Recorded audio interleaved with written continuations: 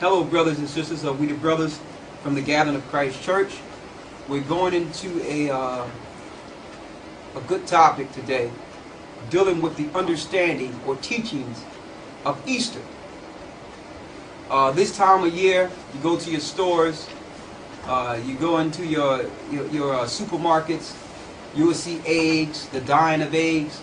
You'll see bunnies, little yellow bunnies, and people planning the Easter egg hunt and dunking eggs. These festivities, these family festivities that allow the people to come together. Easter Sunday, everyone come together in remembrance of Jesus Christ getting crucified, rising on a third day, or what the church called Easter Sunday. So you might ask yourself, what do bunnies, eggs, and Christ have to do with each other?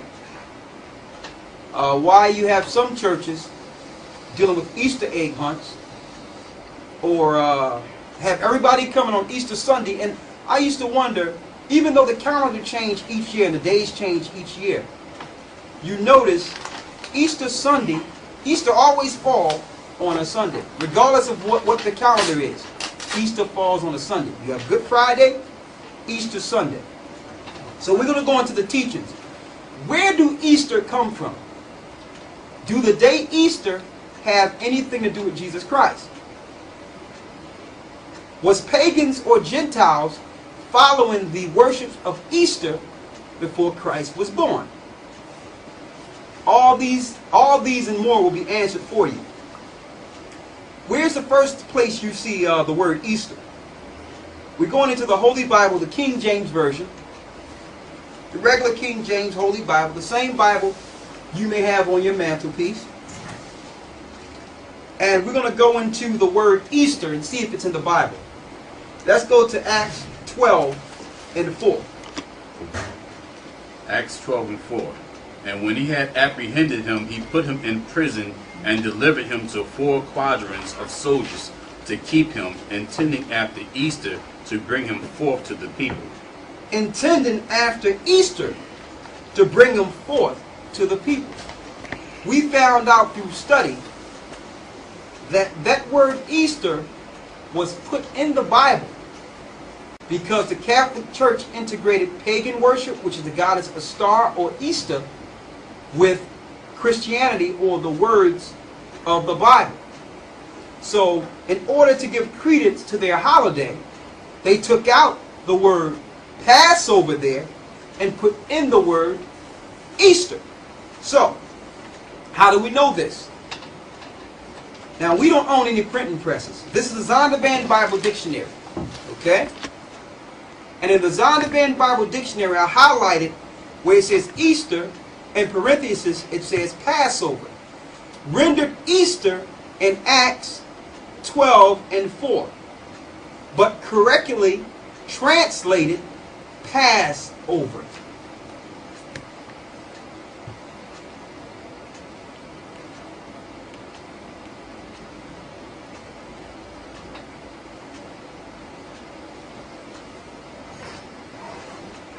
Okay? Alright. So now, if it was correctly translated, if you go into the Greek, the word Passover was really there. You may ask yourself, if the churches or the mother church is dealing with Christ, why would they purposely omit the festival that Christ was dealing with? He was actually crucified on the night of the Passover. Why would they purposely omit the Passover, the days the Israelites were dealing with? You know the Passover that came down in Egypt and killed the firstborn, that didn't put the blood of the people, that didn't put the blood on their doors. That Passover represented liberation for God's people out of Egypt. Later on, it represented Christ being the Passover, Him giving up His flesh, Him giving His blood for the sins of His people on Passover night.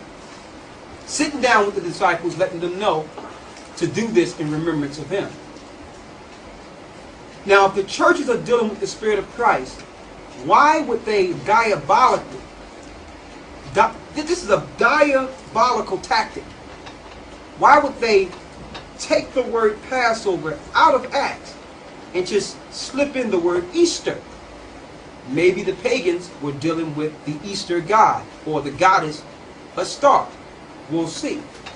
Give me Job 13 and 4.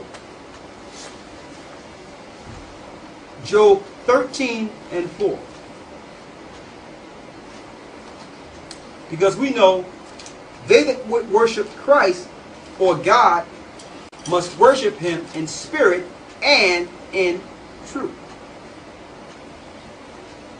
Read Job 13 and 4 for me, please.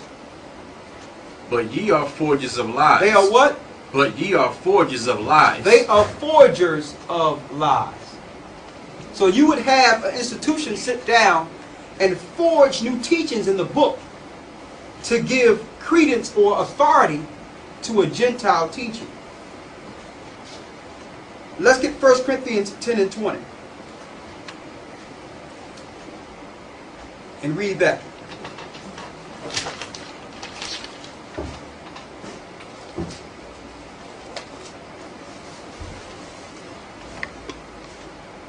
Read that. But I say that the things which the Gentiles sacrifice, they sacrifice to devils. The Lord says the things that the Gentiles sacrifice, they sacrifice to devils. So in 325 AD, when the Roman Catholic Church or the Romans integrated Christianity with paganism, they did that so that they can allow the masses or teach the masses to sacrifice to these new gods or devils. Read that again. But I say that the things which the Gentiles sacrifice, they sacrifice to devils and not to God. And not to God. They're just using God's name. And they do this because if they was to tell you, listen, you're following Satan, the masses would not follow it willingly. So they slip God and Christ in so you can willingly follow Satan. Satan himself appears as an angel of light. Read on.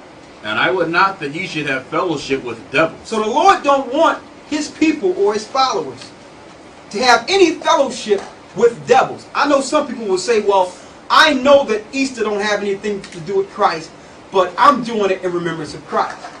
I know Christmas don't have nothing to do with Christ, but I do it in remembrance of Christ. Well, if you know it doesn't have anything to do with Christ, how can you bring Christ in it? Okay, you're just as guilty as the Catholic Church, who put Easter in his Holy Bible when the word was Passover. You can't make new days and excuse it. The Lord didn't make the world so that you can excuse it for yourself. He made the world so that you can follow him. You can't fit God into your program. Read. Ye cannot drink the cup of the Lord and the cup of devils. You can't say you down with God, but dealing with a day that was purposely set up to worship devils or demons or demonic forces. I don't care how good you worship. If you're doing it on a day that was set up to follow a demonic god, you're following that demonic god. Read. Ye cannot be partakers of the Lord's table and of the table of devils. You cannot say I'm down with Jesus Christ or down with God and you're partaking and sitting down at the table with the devil. You just can't do it. You just can't do it. Now, let's examine that for a second. You show me where the disciples were celebrating Easter. You can't find it. You show me where Christ rose on Easter Sunday. We're going to show you, you cannot find it. You cannot get 3 days between Good Friday and Sunday. Try it. Saturday, Sunday. If he died on Friday, you understand, you count 2 days from Friday. The next day is Saturday. The next day would be Sunday. We're going to go into that further also. There's a reason why it falls every year on Friday, Good Friday, and we celebrate the goddess Astar's son on Sunday, or the worshiping of the sun on that Sunday. We're going to show you. You're going to find that these teachings are so further away from Christ.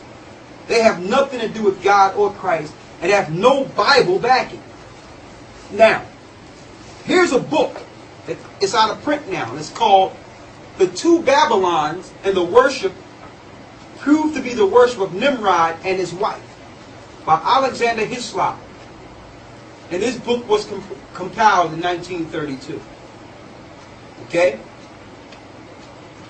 And in this book, what Alexander Hislop attempted to do with a lot of references is to reference the modern Western world teachings of Christianity and parallel them with the ancient teachings of Egypt and Babylon, to let you know that the worship we're doing in the Western world in America have nothing to do with the Israelites or Jesus Christ.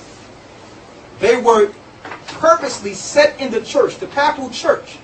They were purposely set with the authority to bring forth the same teachings of ancient Babylon. They was purposely set with the authority to bring in the new teachings of ancient Babylon and ancient Egypt. I'm going to read some passages out of this, and I'm going to show you if you can pan in on some of these images. I'm going to show you some of these images, and we're going to show you first where the egg come in. I want you to go and pan in on the egg to my right, to your left. The egg wrapped with a snake around it. Right? You got it? And then you have another one right next to it. That's, and these are the type of eggs that sit on your mantelpiece. You don't even know why you buy eggs as ornaments or knickknacks. Sit on your mantelpiece. You have one with the crescent moon on the top or horns on the top.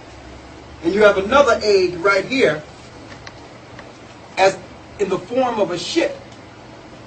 Under ancient Babel teachings or Babylonian teachings, they said the goddess Astar came down in an egg and it hatched. The mother of the sun child.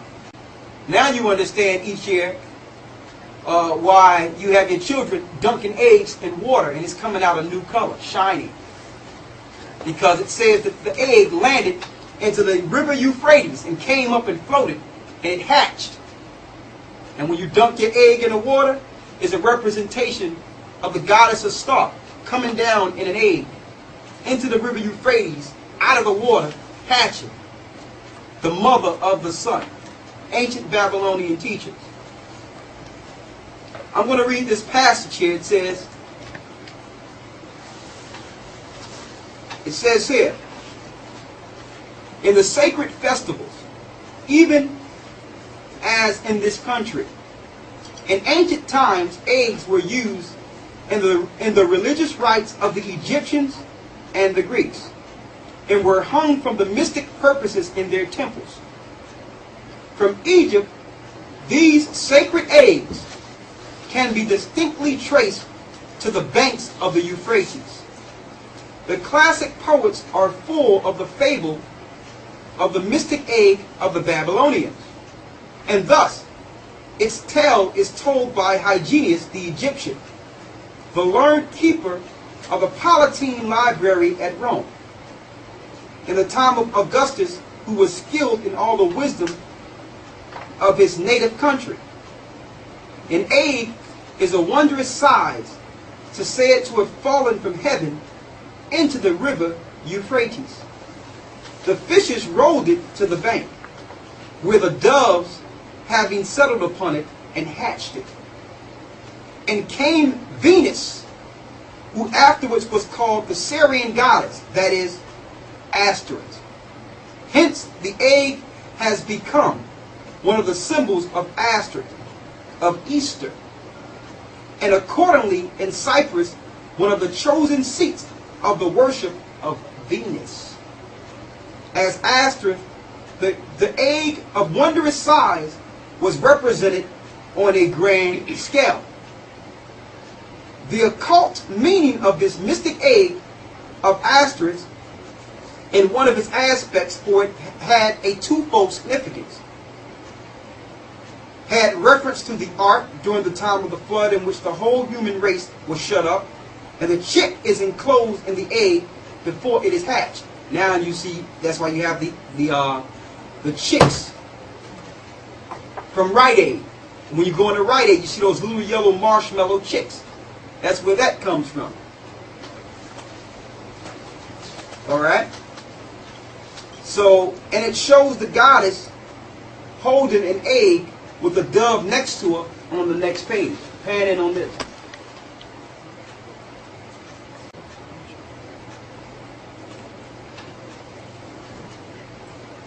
Okay, you have it?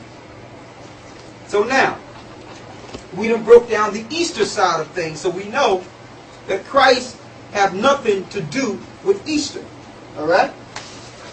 Easter was a word that was put in the Bible by the Roman Catholic Church, brought over to the Americas to have the Western world, the slaves that were enslaved in the Western world, following Gentile worships and pagan deities and gods, which are nothing different than demons. There's more.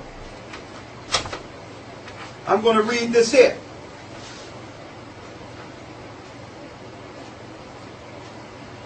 It says, in ancient Middle Eastern, I took some passages myself out of the book, so I don't have to keep holding the book.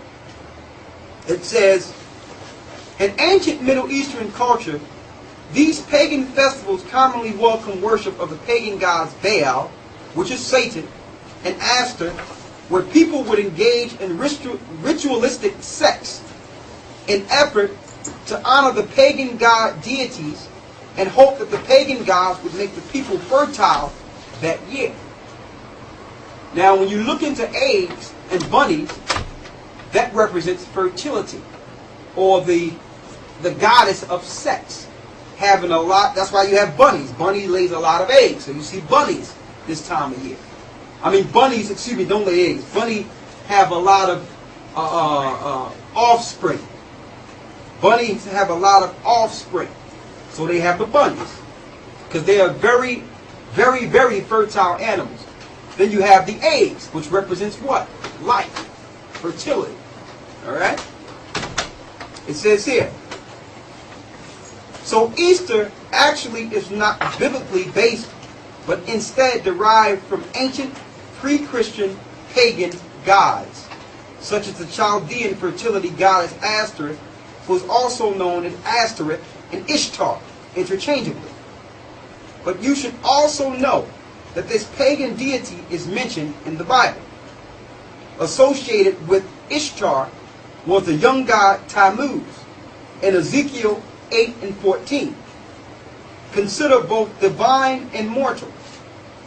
Ishtar is a mother goddess, fertility goddess, a goddess of the spring, a storm goddess, a warrior goddess, and goddess of war, a goddess of a hunt, a goddess of love, goddess of marriage and childbirth, and a goddess of fate. You can find that yourself on Rocklopedia.com. When you look into the book, it says the festival of which we read in church history under the name Easter in the 3rd or 4th centuries was quite a different festival from the now observed in the Romish or Protestant church, and at that time was not known by any such name as Easter. It was called Pesach, or the Passover, and was very early observed by many professing Christians, to let you know that the Christians early were dealing with the Passover. The festival agreed originally with the time of the Jewish Passover, when Christ was crucified. That festival was not idolatrous, and it was preceded by no Lent. Lent is also a pagan ritual that's from ancient Babylon. We're going to give you some history. At the Council of Nicaea in 325, all the churches agreed that Easter should be celebrated on Sunday following the first full moon. Now we understand why it falls on Sunday each year. And they make sure, it doesn't matter what month, March or April, they make sure it falls right after that moon, the first Sunday. Right? And it says, all the churches, now the church, this happened in the church. That's why the Lord says, be not deceived. Many shall come in my name saying, I am Christ, and shall deceive many. The deception will come within the churches.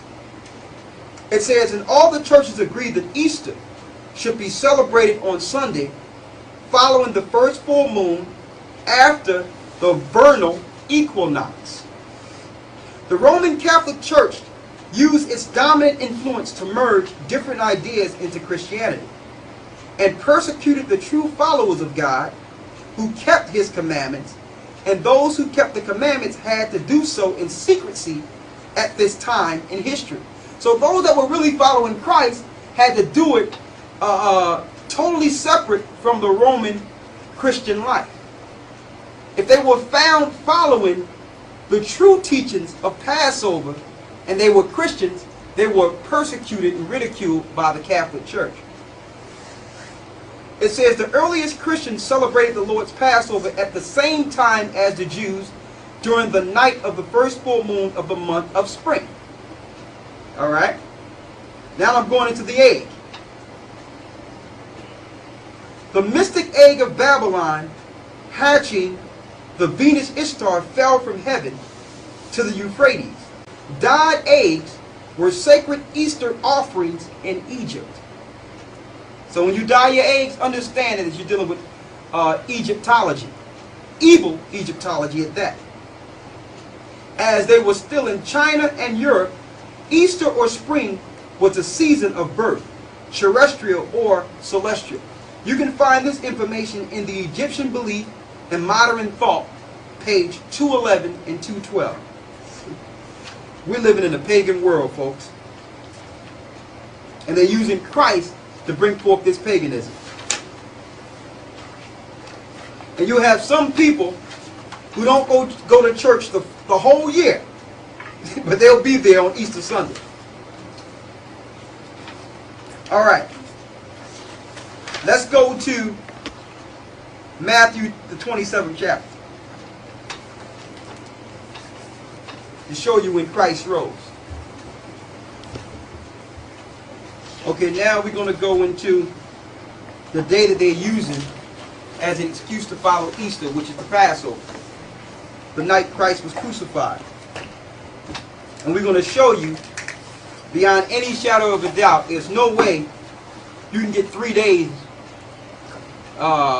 between Friday and Sunday. That's number one. You can only get 2 days before that, between Friday and Sunday. So what we're going to go into is to show you what really happened. When did Christ get crucified? When did he rise? Let's go to Matthew 26. And we're going to start at the 17th verse. Matthew 26 and 17. Now the first day of the feast of unleavened bread, the disciples came to Jesus, saying unto him, Where wilt thou that we prepare for thee to eat the Passover? To eat the Passover. As you can see, Passover, Easter is Bible when you look into the Greek. Go ahead. And he said, Go into the city to such a man, and say unto him, The Master saith, My time is at hand. I will keep the Passover at thy house with my disciples. I will do what? I will keep the Passover at thy house with my disciples. I will keep the Passover with my disciples. So that's number one. Christ kept the Passover feast. Alright? As a matter of fact, it was done so that the disciples from that day forward can remember the Passover in remembrance of that last Passover feast. That's what that is what the disciples were following until the Nicene Council in 325 came and switched it to Easter. Now, let's go to 1 Corinthians 10 and 16.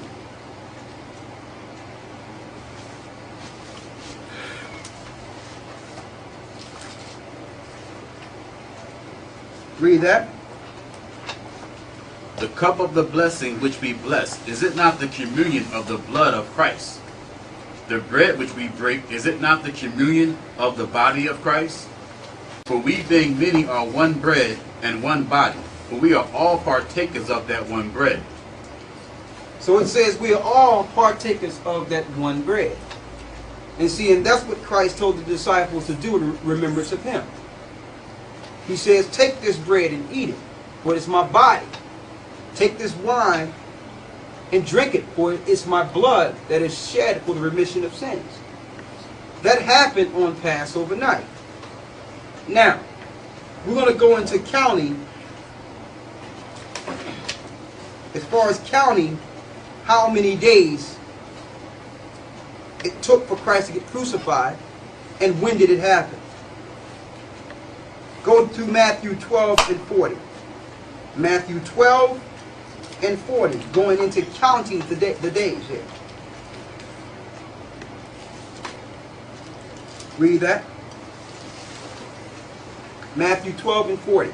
For as Jonas was 3 days and 3 nights in the whale's belly, so shall the Son of Man be 3 days and 3 nights in the heart of the earth. He shall be in the earth how long? 3 days and 3 nights. 3 days and 3 nights. That's complete. Can you get 3 days and 3 nights between Friday and Sunday? That's a shame, because the people are so deceived in this earth, we don't even count. Saturday, it's on a Friday now, crucified. Saturday, Sunday. Go to Matthew, the 27th chapter, and the 59th verse, through the 63rd verse, to see when Christ rose from the dead. And you cannot count the day you're in. You can't say Friday, Saturday, and Sunday. He's in Friday if you're saying that he died on Good Friday. It says in 3 days he's going to be in the earth 3 days and 3 nights. So if it's Friday, count 3 days and 3 nights from Friday. Saturday, Sunday, Monday, if you're going by the Good Friday teaching from the Roman Catholic Church today. 3 days and 3 nights is Saturday, Sunday, Monday. And if that's what they're teaching is true, why are they celebrating on a Sunday? If he died on Good Friday, you have to count. Now I know, a lot of you pastors, and you're going to shake up your church because you know what you're seeing is true. You can count. You can go to a kindergarten person and say, give me 3 days between Friday and Monday, and will that add up to 3 days? A kindergarten will tell you, yes, that's 3 days. Saturday, Sunday, Monday. A kindergarten student can count to 3. Come on, man. 2 days. So right there, that's throwing off Christ's whole resurrection and everything. That means the Bible is not true. That means Christ rose in 2 days when God says he would rise in 3 days. Let's go to Matthew 27 and 59. And when Joseph had taken the body, he wrapped it in a clean linen cloth and laid it in his own new tomb, which he had hewn out of the rock. And he rolled a great stone to the door of the sepulchre and departed. And there was Mary Magdalene and the other Mary sitting over against the sepulchre. Now the next day that followed the day of the preparation, the chief priests and Pharisees came together unto Pilate, saying, Sir, we remember that the deceiver said, well, he was yet alive so after 3 days. So they was calling Christ a deceiver. Go ahead. While he was yet alive, after 3 days I will rise again. After 3 days I will rise again. So they remember Christ saying, listen, after 3 days I will rise. So when did Christ rise? Go to Matthew 28, 1 through 7. In the end of the Sabbath. In the end of the Sabbath. Now the Sabbath is Saturday. Let's make it clear. The Sabbath is not Sunday. Sunday is the first day of the week. The Sabbath is the seventh day of the week. So if the Lord says in Exodus the 20th chapter to remember the Sabbath and to keep it holy, and don't forget that's one of the 10 commandments now, why would the Roman Catholic Church come around and purposely switch the Sabbath, which is holy to the Lord, to the first day of the week? Because that's Satan. Satan would switch everything that God had instituted. God say do it on the seventh day. Satan say do it on the Sunday. Worship the sun on the first day of the week. That's why it's called Sunday. The Egyptians and the Babylonians and the Greeks were worshiping the sun god. It says, in the end of the Sabbath. Now, let's get some understanding on the days before the Romans or the Greeks started switching up the calendars. A day really starts when the sun goes down. A day don't start with light. Darkness came first. Let's prove that. Let's go to Genesis, the first chapter. It's easy to understand. Genesis, the first chapter. And we're going to start at the third verse.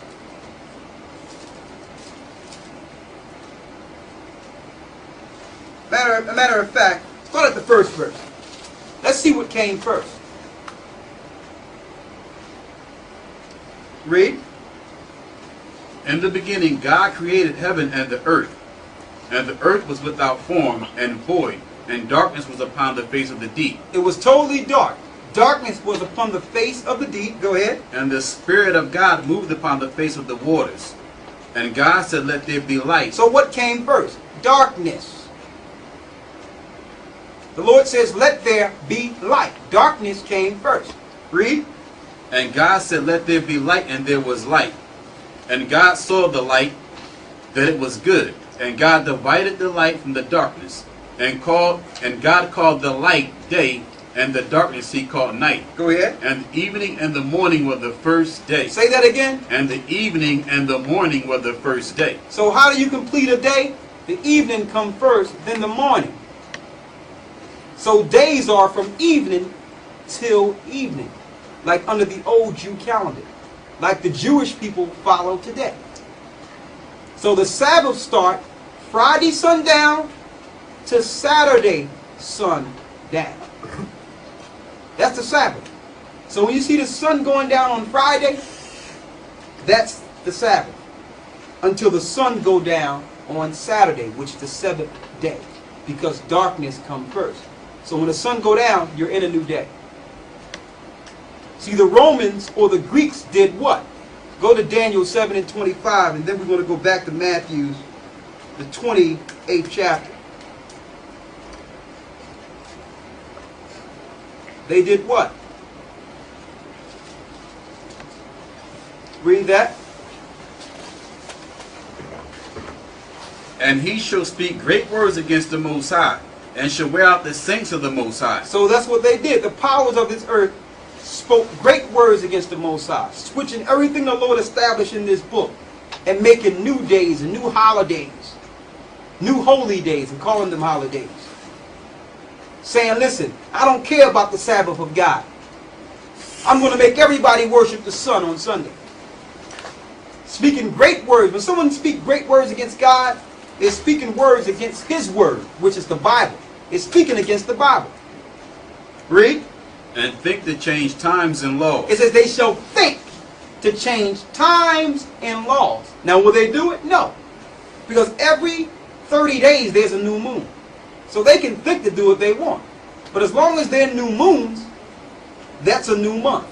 So the time is still going on correctly, even though they think to change times and laws. See, Satan is behind these diabolical plots to get everyone worshiping him. Now let's go back to Matthew 28. Going back to the first verse. Go ahead. In the end of the Sabbath. At the end of the Sabbath now, don't forget the sun is about to go down Saturday night, going into a new day.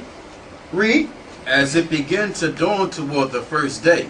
It was about to be Sunday, because when the sun go down on Saturday, you're really in the first day of the week. So don't forget, this was before Sunday even came.